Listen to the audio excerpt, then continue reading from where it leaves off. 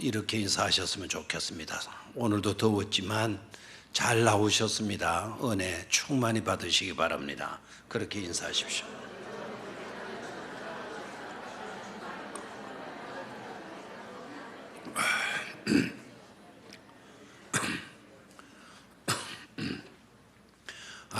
아주 좀 오래된 것 같은데 시골에 저희 형님이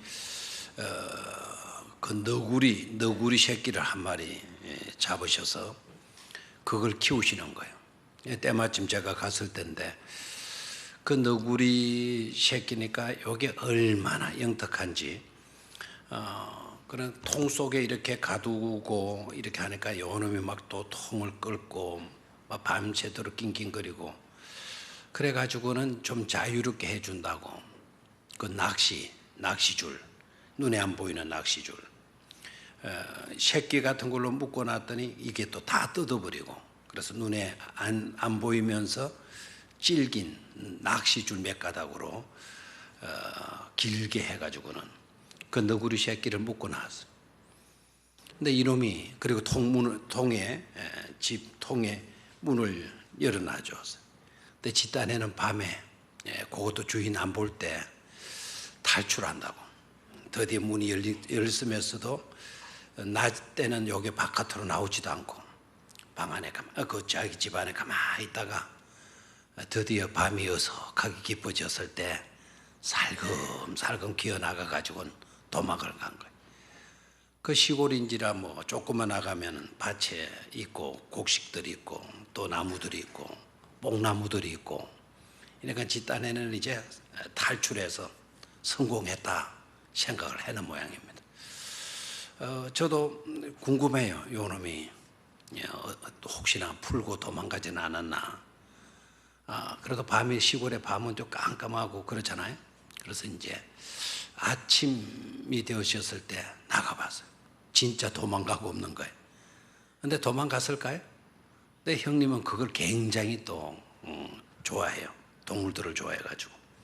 근데 아무나 태연하게 있는 거예요. 그래서 제가 도망갔다고, 그 너구리 새끼 도망갔다고. 가다 놔야지 풀어놓으면 어떻게 도망갔다고. 형님이 그래요. 걱정하지 마라. 직간놈이 도망가봤자 별 멀리 못 갔다. 얼마든지 잡을 수 있다. 그러는 거예요. 너구리를 어떻게 잡아요? 도망갔습니다. 그런데 알고 보니까 낚시줄로 딱 그렇게 묶어놔서 밤새도록 집단에는 도망가가지고 성공했다 싶었겠죠. 그 눈에 보이지 아니하는 낚시줄, 그 결박이 되어져 있어요. 결박되어져 있어요. 집단에는 도망가고 이제는 탈출에 성공했겠다 싶었지만 아침에 영락없이 그 결박이 풀어지지 아니하는 한 완전한 탈출은 일어나지 않았어. 묶인 채로 몇 달 지내다가 결국은 어떤 분이 그거를 사가지고 갔다 그래요. 이제 몇 달 지나니까 이제 길들여져 가지고 뭐 지 혼자 살 때보다 훨씬 낫겠죠. 뭐 양식 갖다 주고 좋은 거 갖다 주고 하니까 이 결박이라고 하는 거, 이 결박이라고 하는 바인딩 딱 묶여진다는 거. 넥타이로 이렇게 묶여지지 타이 아닙니까? 타잉. 이 매듭을 결박을 타잉이라고도 하는데 묶인 채로 도망을 갔다 묶인 채로 아무리 애를 쓰고 노력한다 하더라도 더 이상의 진보, 더 이상의 발전은 일어날 수가 없는 것이죠. 사람들마다 어떻게 보게 되면 나름대로 자신을 얽매는 그런 결박들이 있을 거예요. 예외는 없을 겁니다. 뭔가에 결박되어지는 요소들이 있을 것이다라는 거예요. 어떤 사람에게는 경제적인 결박, 경제적으로 결박되어진 삶을 살 수밖에 없는 그런 자들도 있겠죠. 하고 싶은 것 하지 못해요. 가고 싶어도 경제적인 결박 때문에 할 수가 없어요. 유명한 대학에 노력해서 입학은 했는데 결국 그 대학을 중퇴할 수밖에 없는 그런 젊은이들도 있잖아요. 어렵게 대학에 들어갔는데도 왜 중단할 수밖에 없냐? 경제적인 결박을 풀어내지 못해서 그래. 경제적으로, 물질적으로 결박이 되어졌기 때문에. 어떤 사람들은 육신적인 결박, 질병 때문에, 질병이라는 것으로 묶여져 있는 거예요. 질병이라는 것으로.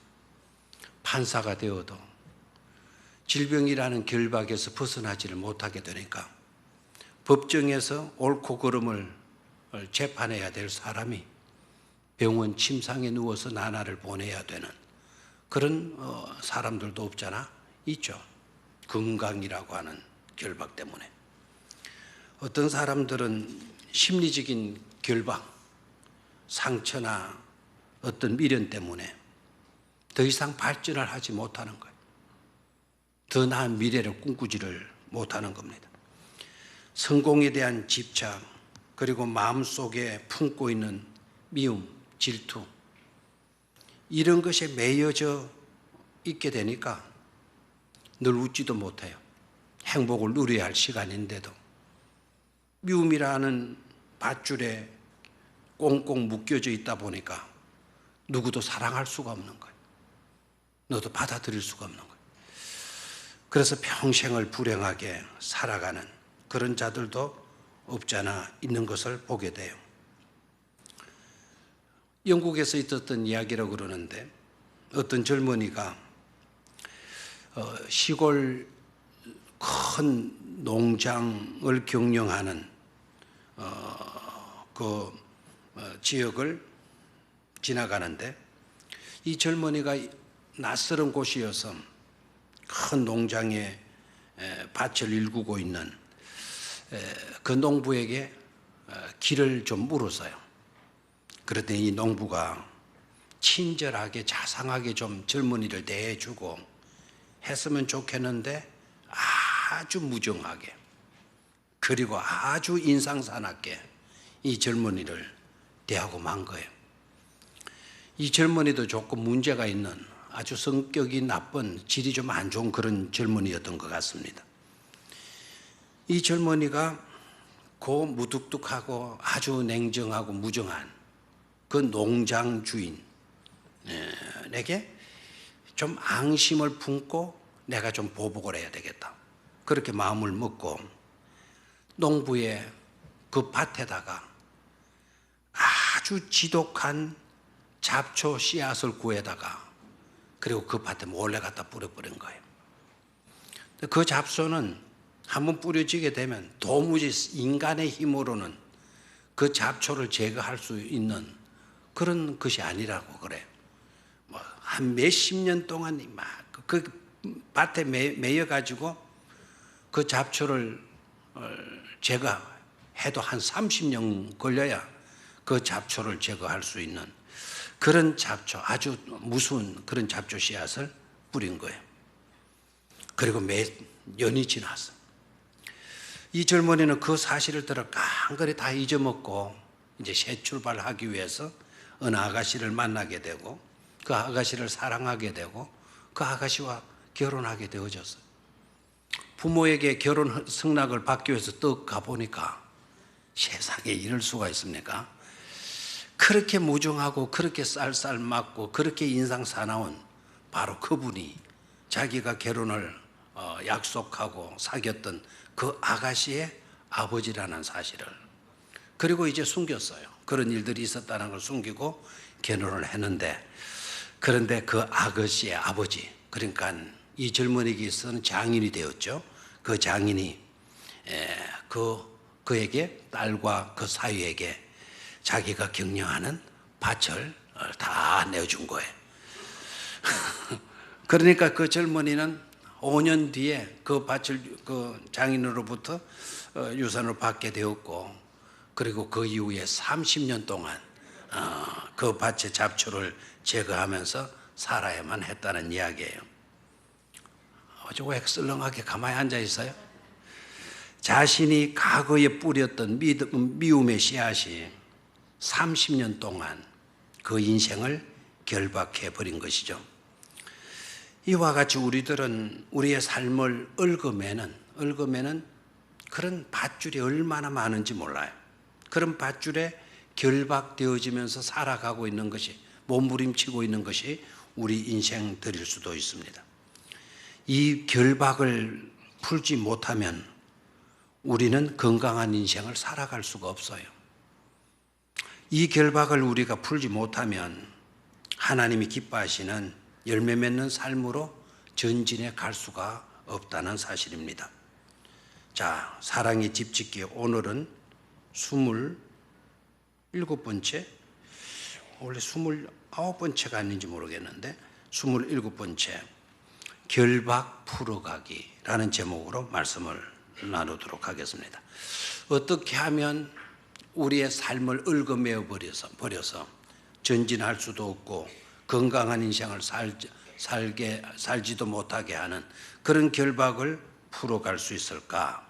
오늘 본문, 우리가 잘 알고 있는 본문의 내용을 통해서 살펴보도록 하겠습니다. 자, 오늘 본문은 예수님께서 행하신 세 번째 이적이에요. 몇 번째 이적? 요한복음의 세 번째로 나타나는 예수님이 행하신 세 번째 표적 또는 이적 또는 기적이에요. 이 표적이 행하여진 장소, 어디에서 세 번째 이적을 예수님께서 행하셨나? 어디죠? 베데스다 연못이죠, 그죠? 장소인데 그 베데스다 연못은 어디에 있는 것입니까? 예루살렘에 있는 거예요. 2절에 예루살렘에 있는 양문 곁에 히브리 말로 베데스다라 하는 못이 있는데 거기 행각 맷이 있었고 5이 있었고, 첫 번째 예수님이 행하신 첫 번째 이적과 두 번째 이적은 여러분이 잘 아시죠? 갈릴리 가나에서, 다시 한번 갈릴리 가나에서 물로 포도주 되게 하신 사건이 첫 번째 이적이죠. 그렇죠? 그거는 저 위쪽 갈릴리 인근에 있는 나사렛에서 약 5km 정도 떨어져 있는 가나라고 하는 지역에서 예수님이 첫 번째 이적을 행하셨어요. 두 번째 이적은 역시 왕의 신하의 아들, 같은 지역에서, 갈릴리 지역에서 왕의 신하의 아들을 고쳐주신 이적을 예수님께서 행하셔요. 두 번째 표적이었어요. 갈릴리 지역에서 행해요. 그런데 오늘 이 이적은 갈릴리 지역에서 행하신 이적이 아니고 어디에서 행하신 것이다? 예루살렘에서 행하신 이적이다. 그래서 예루살렘에서 행하신 이적으로는 첫 번째 이적이 되어지는 것입니다. 내용은 여러분들이 잘 아시죠? 베데스다라고 하는 거기에 5개의 행각이 있었고 그 행각 속에는 여러 종류의 병을 앓고 있는 사람들이 모여 있었던 곳이다. 왜 모였느냐? 물이 움직이게 되면 먼저 들어가는 사람이 뭐하게 되리라는, 병이 낫게 되리라는 전설만을 믿고 몰려든, 다시 말하면 치유를 목적으로 몰려든 사람들이 거기 있었죠. 그런데 천사가 내려와서 그 물을 움직이게 하게 돼, 목욕을 하면 움직이게 되면 누구든지 제일 먼저 들어가기만 하면 고침을 받는다라고 하는 이것은 사실이었어요? 막연한 전설이었어요? 그런 막연히 전에 내려져 오는 그런 이야기에 불과했습니다. 그럼에도 불구하고 너무나 딱한 형편에 있다 보니까 믿져봤자 본전이지 않느냐, 혹시 전설이 혹 맞을 수도 있지 않느냐, 그래서 요행을 바라고 자신들의 운명을 걸고 그곳에 모였고, 그리고 운명을 걸고 경쟁해서 먼저 물이 동하기를 기다렸다가 들어가기를 벼르고 있는 그런 형편에 있었던 것을 볼 수가 있습니다. 마치 그 모습이, 그 현장이요, 베데스다 지역의 현황이었지만 사실 그 모습이 어떻게 보게 되면 오늘 우리들이 살고 있는 이 사회의 요약판, 아니면 축소판이라고 말해도 지나친 말은 아닐 것입니다. 우리가 살고 있는 우리들의 삶의 현장이 딱 이렇게 좀 축약해서 요약해서 좀 축소해서 집약해서 이렇게 보게 된다면 베데스다 그 연못가의 상황이나 별 다를 바가 없지 않느냐라는 거예요. 단순히 막연하게 전해 내려오는 그 전설 하나 믿고 사람들이 모여 있는 거예요. 그리고 요행을 바라고 있는 거예요. 그 전설 하나 믿고 오늘날 우리들이 살고 있는 우리들의 삶의 현장에는 전설과 같은 그런 이야기가 없을까요? 저는 얼마든지 전설과 같은 이야기들이 많이 있다고 봐요. 1등만 하면 잘 살게 될 것이라고 하는 전설을 믿는 사람. 1등만 하면. 그래서 우리 자녀들이 자나깨나 1등 해야 돼. 1등 해야 돼. 왜 1등 해야 됩니까? 왜 1등 해야 된다고 여러분들이 그렇게 확신하고 있습니까? 1등 해야 좋은 대학 들어가고 좋은 대학 가야 앞으로 직장 취직도 잘 될 거고 좋은 직장에 취직이 돼야 걱정 없이 잘 살아갈 수가 있을 거니까. 그럼 좋은 1등만 하면 행복이 보장된 겁니까? 행복이 보장된 것도 아닌데 우리는 그런 전설에 매여서 사는 경우가 많죠. 물론 공부 잘하는 거 나쁘지 않을 겁니다. 1등 하는 거 그거 죄가 아닐 겁니다. 그런데 1등만 하면 잘 될 거라고 믿는 그것은 1등만 하면 잘 될 거라는 하나의 전설을 붙들고 우리가 살아가고 거기에 매여서 살아가고 있지 않느냐는 겁니다.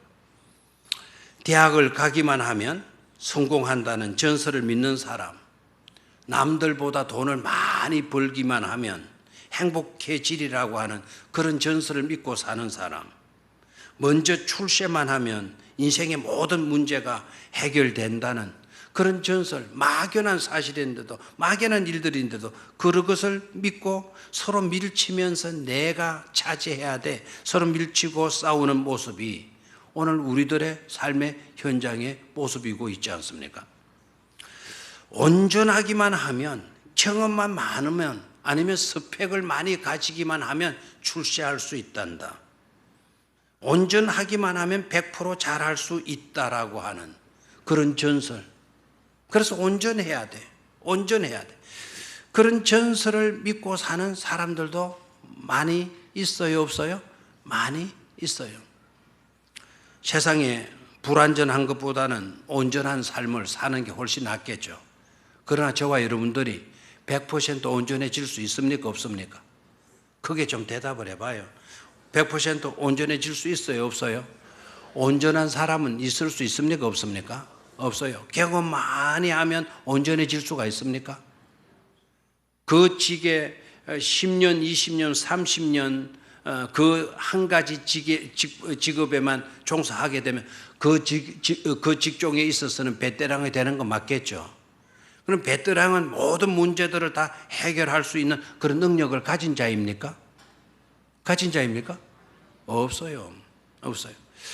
제가 오늘 수요일인데도 불구하고 경주를 갔다 왔어요. 경주를 갔다 왔는데 왜 경주를 지난번에 다 우리가 처리하고 내려왔는데 왜 경주를 오라고 그러느냐? 그래서 뭐가 좀 서류가 잘못되고 이게 좀 잘못되어서 그렇다고. 그래서 일 좀 똑바로 처리하라고 그냥 야단을 하고 그래서 오늘 올라가서 서울 보증 정권이든가 그 사무실에 가서 했더니 왜 이렇게 울산에서 여기까지 오도록 이렇게 힘들게 하느냐고 그랬더니 시청 직원이 잘못했다라는 거예요. 시청 직원이 왜 뭘 이렇게 잘못하느냐고. 직원이 그래서는 되겠느냐고. 그랬더니 그 직원이 온 지가 얼마 안 돼서 그렇다는 거예요. 그리고 굉장히 까탈스럽게 한대요. 그래서 오늘 제가 올라가 가지고는 그 이야기를 듣고 속으로 잘 됐다 생각했어요. 왜요? 앞으로 그 친구가 계속 상종할 일들이 많을 건데 지가 실수를 하면 실수한 것이 드러났으니까 앞으로 우리한테 잘하겠어요? 못하겠어요? 잘하겠죠, 그죠? 오히려 잘 됐다 생각을 했어요. 그리고 이제 다 끌적거려주고 다 해달라는 거 다 해주고 그리고 내려오는데 울산에 교회 다 도착하니까 또 전화가 왔어요. 목사님 내일 오전에 시간 됩니까? 그래요. 그래 왜요? 그러니까 아침에 내려가서 뭘 하나 해야 될 일이 있어. 또 뭘 할 일이 있습니까? 그러니까 그냥 간단하게 하면 됩니다. 그래서 저는 여기까지 오는 길이 일이 있어가지고 오는 모양이다. 그리고 커피나 한 잔 하는 모양이다. 이런 식으로 생각했더니 아니다 그래요. 그래서 내일 그러면 목사님 꼭 좀 시간을 확정지어 놔야 좋겠습니다. 그러면 정사장이 오는 거 아니냐 그랬더니 저는 갈 수도 있고 안 갈 수도 있고 그럼 누가 온단 말이냐. 그러니까 서울 보증보험 거기에 일하는 20년 경력을 가진 아가씨가 온다는 거예요. 그래서 제가 오늘 거기에서 일을 처리하면서 시청 직원이 이렇게 실수를 하면 되냐고 그랬더니 그렇게 말입니다 라고 말했던 그 여자 직원이 온대요. 그러면 이제 왜 오냐 그러니까 그 여자 직원 20년 경력을 가진 여자 직원이 뭘 했어요? 자기가 또 실수한 거예요. 그러니까 이제 다시 나를 오라 소리는 못 하고 자기가 내려와 가지고 처리를 하기 위해서 내일 내려온대요. 그래서 내일 2시에 만나기로 약속을 해놨어요. 여러분 20년 경력 때문에 모든 게 온전해질 수가 있어요? 이게 사람이라는 거예요. 이게 우리 모두는 다 부족하다는 사실이에요. 여러분 이렇게 경쟁에서 한 발짝 앞서기만 하면 인생의 근본 문제가 해결될 것처럼 생각하지만 확률적으로는 높을 수 있지만 100% 해결되지를 못하는 겁니다. 결코 우리의 힘 가지고는 우리의 어떤 것 가지고는 모든 문제들이 풀려질 수가 없다라는 거예요. 물속에 먼저 뛰어들어가 봤자 완전히 고쳐지게 된다는 보장도 없어요. 낫게 된다라는 그거는 막연한 전설 전에 내려오는 이야기에 지나지 않은 것이었죠. 결국 해답은 누구께 있어요? 누구께 있어요? 예수 그리스도께 있어요. 결국 우리는 하나님이세요. 결국에 가서는 누구께 매달리는 수밖에 없어요? 하나님께 매달리는 수밖에 없어요. 결국은 해답은 누구밖에 없다. 예수밖에 없고 하나님밖에 없고 성령밖에 없다 라는 것을 보여준 이적이 예수님께서 3번째 행하신 이적이다라는 거예요. 첫 번째 이적도 결국은 예수 그리스도, 2번째 이적도 결국은 누구이시다? 예수 그리스도. 3번째 이적에 있어서도 결국은 누가 해답이다? 예수 그리스도가 해답이다 라는 것을 보여주는 사건이죠. 아멘입니까? 자, 오늘은 38년 된 병자의 이제 문제로 들어가겠어요. 몇 년 동안 병들어 누워 있었다고요? 38년 동안. 이 사람도 어디에서 보호를 받고 있었나요? 어디에서 지내고 있었나요? 요양병원이 아니고 어디에서? 베데스다라고 하는 연못가에서 몇 년간을? 38년간을. 어떻게 보면 평생을 질병에 묶여가지고 살아온 질병이라고 하는 그것에 결박이 되어진 삶을 살아온 자가 바로 이 병자였다. 그리고 전설만을 의지한 채 마지막 한 가닥 전설만을 붙들고 베데스다 연못가에서 38년을 지내온 불쌍한 사람이었다라는 것이죠. 그죠? 그는 자신의 움직일 수 없는 그런 장애를 갖고 있었기 때문에 경쟁을 벌이면 이길 수 있는 확률이 있다 없다? 없다. 경쟁하게 되면 이길 수 있는 확률이 전혀 없어요. 그럼 어떻게 해야 되죠? 보따리 싸고 여기 있어봤자 나는 움직일 수가 없으니까 절대로 먼저 들어갈 수는 없다. 그렇다면 전설에서 내가 이길 수 있는 전설의 혜택을 받을 수 있는 그런 나는 못 된다. 그러면 진작 어떻게 해야 돼요? 돌아가야 되잖아요. 어디로? 자기 집으로, 원래 있던 곳으로 돌아가야 될 거예요. 그런데 그럼에도 불구하고, 그런 처지에 있으면서 불구하고 돌아가요? 못 돌아가요? 못 돌아가는 거예요. 왜 못 돌아가죠? 누가 데리고 가는 사람이 없어서? 그건 아닌 것 같아. 돌아가 봤자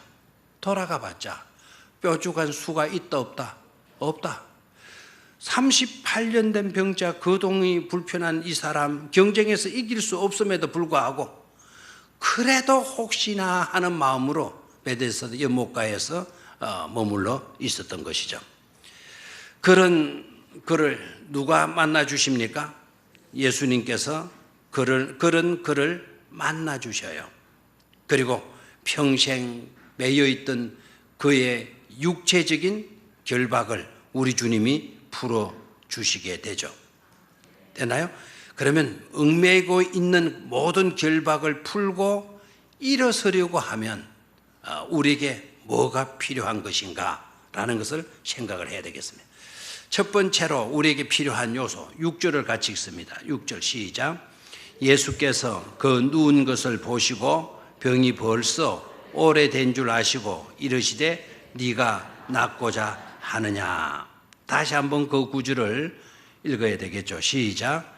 예수께서 그 누운 것을 보시고 병이 벌써 오래된 줄 아시고 이르시되 네가 낫고자 하느냐. 때마침 예수님이 어디에 올라오셨죠? 명절을 지키기 위해서 어디로 올라오셨습니까? 예루살렘에 올라오셨어요. 그런데 예수님이 명절을 지키기 위해서 예루살렘에 오셨으면 성전 안으로 가셔야 되는데 성전 안으로 가시지 않고 오히려 양문 곁에 있는, 예루살렘에 있는 양문 곁에 있는 베데스다로 예수님이 가신 것이죠. 됐습니까?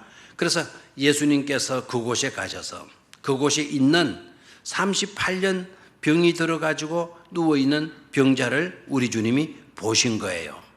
됐어요? 되나요? 자, 그 병자에게 누가 개입하시고 있습니까? 예수님이 개입하시고 있다라는 사실이에요. 이 사람은 예수님에게로 올 수 있는 자다, 올 수 없는 자다. 올 수 없는 자예요. 물이 동할 때 먼저 내려갈 수도 없는 그런 존재. 예수님에게도 올 수 없는 그런 존재의 사람이었어요. 결박에 딱 묶여 있었죠. 그런 그를 누가 찾아가 주신 겁니까?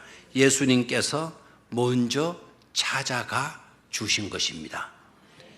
이게 기독교의 핵심 진리예요. 기독교의 핵심 진리가 뭐냐?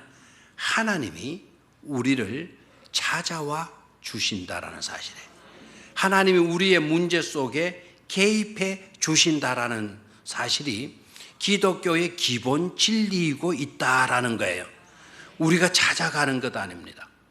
우리가 노력하는 것 아닙니다. 하나님이 우리의 삶 속에 개입해 주신다는 사실이에요. 그리고 그 환자의 질병이 오래된 것을 뭐 하셨다 그랬습니까? 아셨다 그랬죠? 그 병이 벌써 오래된 것을 아시고, 우리 주님은 우리의 삶 속에 개입해 주실 뿐만 아니라 우리의 모든 질고 우리가 매여 있는 그 결박들의 내용을 다 마시는 분이시다, 아시는 분이시다라는 거예요. 그 병으로 인하여서 얼마나 고통이 심했을 것인지, 그 병으로 인해서 얼마나 한탄의 눈물을 흘렸을 것인지, 그 병으로 인하여서 한숨 쉬며 목 놓아 울던 그와 같은 형편들을 우리 주님은 다 아신다라는 거예요. 자, 첫 번째는 찾아와 주신다. 두 번째는 우리의 형편, 나의 고통, 나의 눈물, 나의 괴로움, 나의 한숨, 이 모든 것을 아시는 주님이시다라는 거예요. 그리고 말씀해 주시죠. 그리고 묻습니다. 네가 낫고자 하느냐? 자, 38년 된 병자에게 네가 낫고자 하느냐? 라고 질문을 하셔요. 자, 여러분 옆에 있는 사람들하고 당신 낫고 싶습니까? 한번 질문해 보십시오.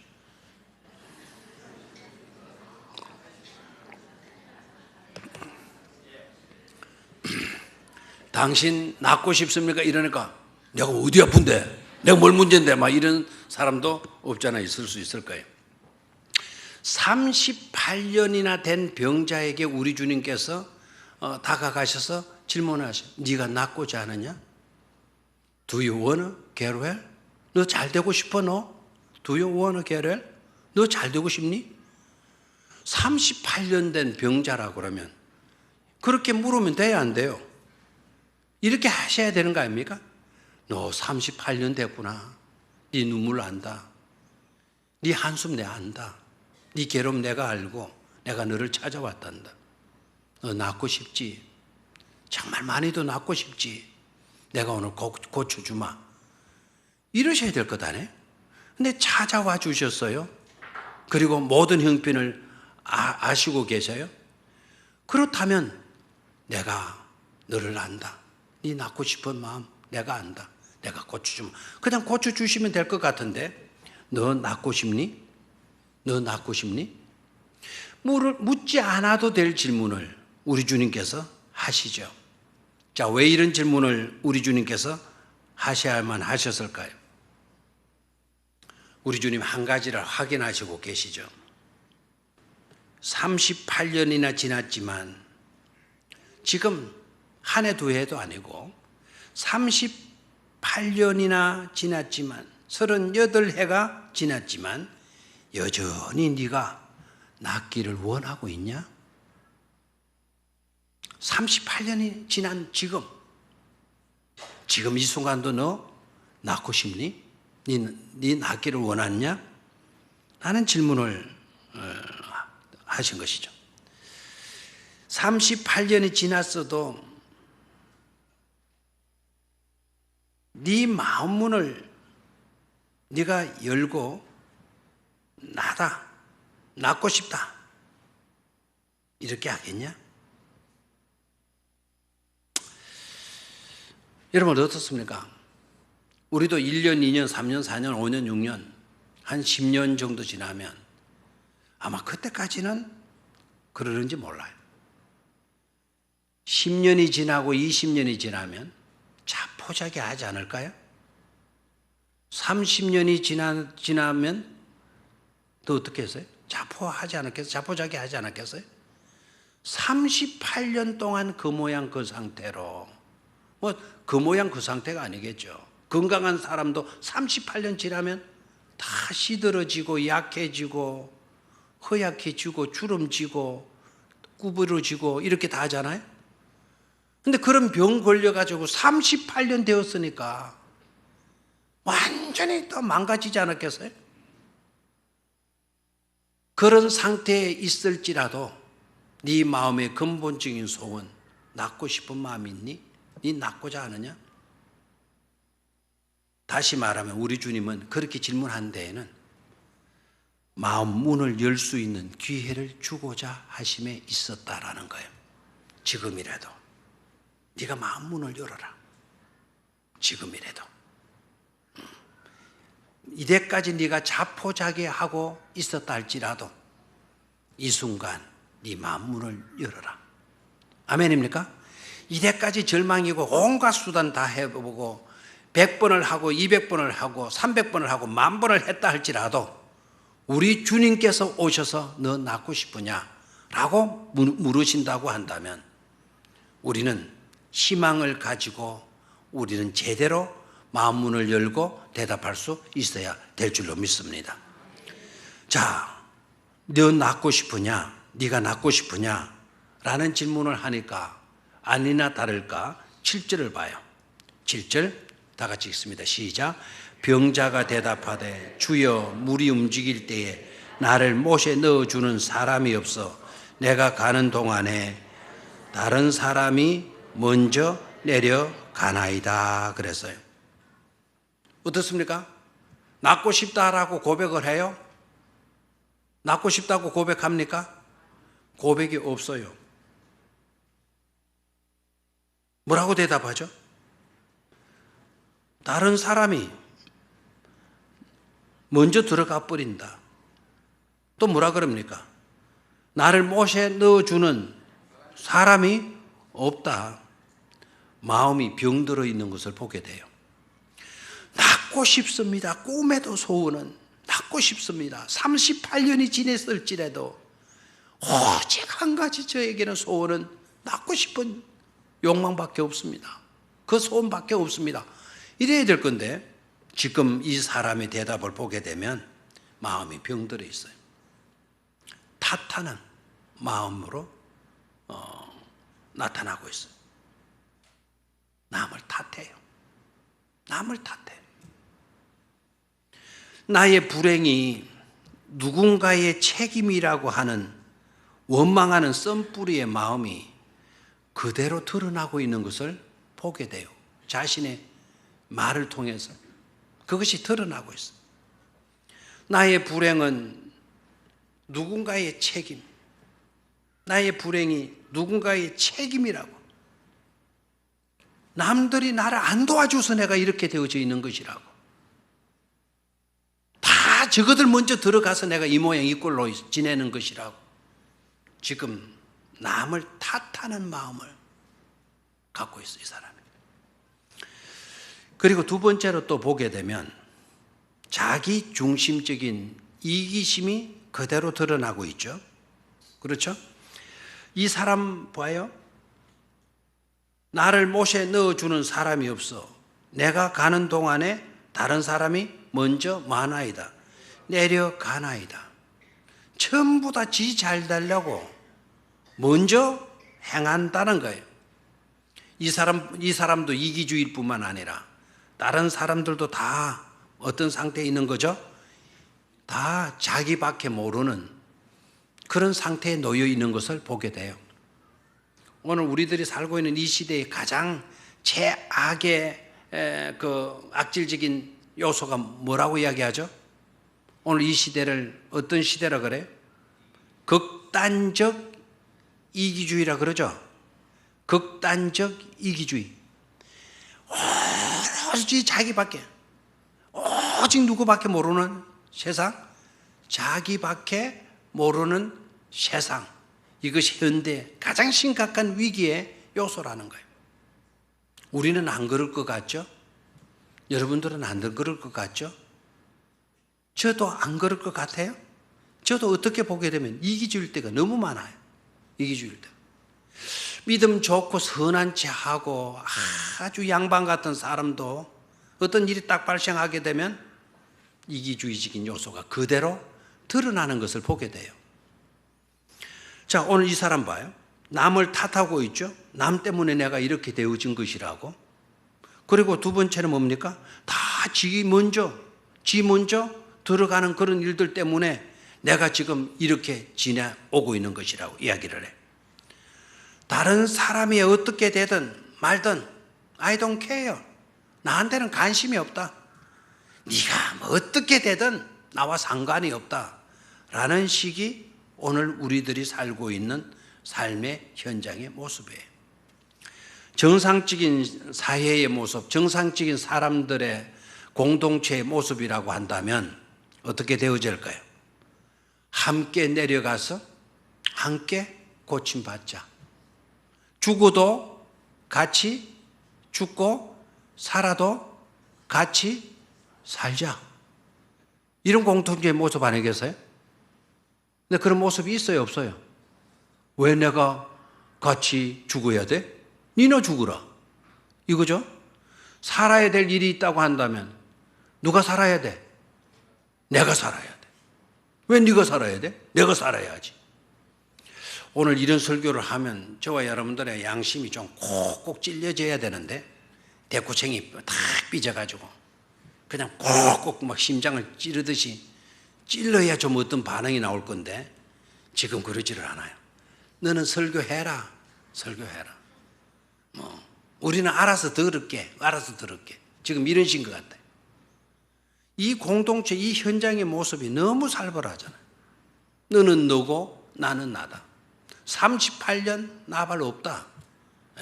내가 살아야 돼. 내가 여행을 내가 찾아야지. 왜 너가 찾아야 되는데. 이런 형편이고 있어요. 실제적으로 신앙을 가진 사람들에게는 덜 할 것 같아도요. 그렇지 않습니다. 김요셉 목사님, 김장한 목사님 아들이 쓴 책, 감사하며 삽시다라는 책에 이런 예화가 있더라고요. 미국에서 우리 한인들이 모여가지고 예배를 드리는데, 근데 교회당이 없으니까 미국 교인들은 적잖아요. 그래서 교회당은 큰데 교인들은 적으니까 미국 교회들이 빌려주는 거예요. 우리 한국 교포들에게 빌려줘서 세들어 사는데, 그 큰 건물에 한국 교인들은 한 200~300명 모여서 예배를 드리는데, 미국 교인들은 자기 교회 교인들은 70~80 할아버지 할머니들이 주로 이루는데 20~30명 모여가지고 예배를 드린다라는 거예요. 무슨 이해가 돼요? 그리고 그 교회당은 실제적으로는 미국 교회가 아니고 어느 교회죠? 한인 교회가 되어진 거예요. 그런데 20~30명밖에 안 되는 그 할아버지 할머니들 교인들이 얼마나 우리 한인들 교인들한테 간섭을 하는지, 예배 시간에 5분만 지나면 빨리 예배 마치라고, 그리고 조금이라도 어지러운 거 있으면 빨리 치우라고 막 온 잔소리를 다 하는 거예요. 그래서 한인 교인들이요, 이렇게 기도를 했다라는 거예요. 너도 나도 저 할머니들 할아버지들 빨리 죽어? 뭐 해버리면 좋겠다. 없어져 버리면 좋겠다. 그리고 미국 교인들 다 떠나가 버리면 좋겠다. 그러면 이 교회는 안심 놓고 편안하게 누가 예배를 드릴 수가 있겠다. 우리들이 예배를 드릴 수가 있겠다. 그런 생각이 들더라는 거예요. 그런데 그런 생각이 하나님 기뻐하시는 생각일까요? 아니죠. 그런데 요셉 목사님이 거기에 계시면서 교인들이 그런 마음이고, 너나 나나 저 미국 교인들 저거 빨리 죽어 없어지라고 빨리 천당 가도록 해버려 막 이랬었는데, 그때 무슨 음성이 들리더라는 거예요. 내가 기뻐하는 마음은 그런 마음이 아니다 라고 하는 음성을 들었대요. 그래서 자기가 일어나 가지고는 우리 미국 교인들 빨리 죽으라고 빨리 망하라고 기도하지 말고, 미국 교인들 오래 살고 미국 교회도 잘 되게 해달라고 기도합시다. 그렇게 해서 기도하게 만들었대요. 근데 놀라웠게 그렇게 기도하고 하게 되니까 교회가 더 부흥이 되고, 그리고 그 옆에 텍사스 지역에 큰 땅을 사가지고 엄청난 규모의 교회당을 짓는 복을 주시더라는 거예요. 좀 웃기나 하든지 좀, 우리만 잘 되고 너네들은 망하기를 원한다. 같은 교인들끼리도 그런 마음이 있다라는 거예요. 그런 마음, 복받을 마음, 복받지 못할 마음, 복받지 못할 마음이라는 거예요. 나의 불행인 너 때문에 그렇다, 이런 마음 가지고 살면 절대로 치유될 수가 없다라는 거예요. 그런 마음에 매여 있으면 절대로 우리가 행복해질 수가 없다라는 거예요. 나의 불행이 남 탓이라고 생각하게 되어진다면, 그런 마음 가지고는 절대로 하나님이 기뻐하실 영적인 아름다운 열매를 맺어갈 수 없다라는 거예요. 그리고 네야 어떻게 되든지 말든지 네 일이나 너는 네 일하고 나는 내 일 하면 되는 거야. 왜 내가 네 일까지 해야 되는데, 이런 생각 먹어도 절대로 하나님은 기뻐하시지 않는다는 사실이에요. 현대가 극단적인 이기주의로 빠진다 하더라도 저와 여러분들은 신앙적 바른 가치관을 회복하고 살아야 될 줄로 믿습니다. 두 번째는 어떻게 해야 결박을 풀어갈 수 있나? 말씀의 선포가 주어져야 된다라는 겁니다. 뭐가 주어져야 된다? 말씀의 선포가 주어져야 된다라는 거예요. 오늘 이 치유의 현장에는 물이 요동쳐 가지고 해결되는 일이 없어서, 여기에는 천사가 내려와 가지고 물을 움직여 줘야 되는데 이때까지 그런 일이 없었던 거예요. 막연히 내려오는 천사 한 가지밖에 없었던 거예요. 그렇다면 결박을 어떻게 풀어갈 수가 있는가? 우리 주님이 그곳에 오셔가지고, 우리 주님이 오셔서 38년 된 병자에게 말씀해 주시죠. 그죠? 뭐라고 말씀하시죠? 일어나 네 자리를 들고 와라, 걸어가라라고 이야기를 해요. Get up, get up, pick up your mat.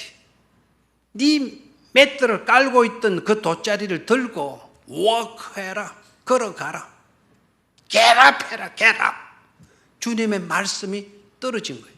주님의 말씀이 떨어지고 그 말씀에 입각해서 행동하게 되니까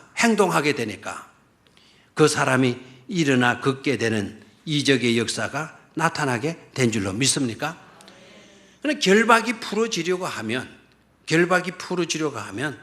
주님의 말씀이 내게 선포되어져야 된다라는 거예요.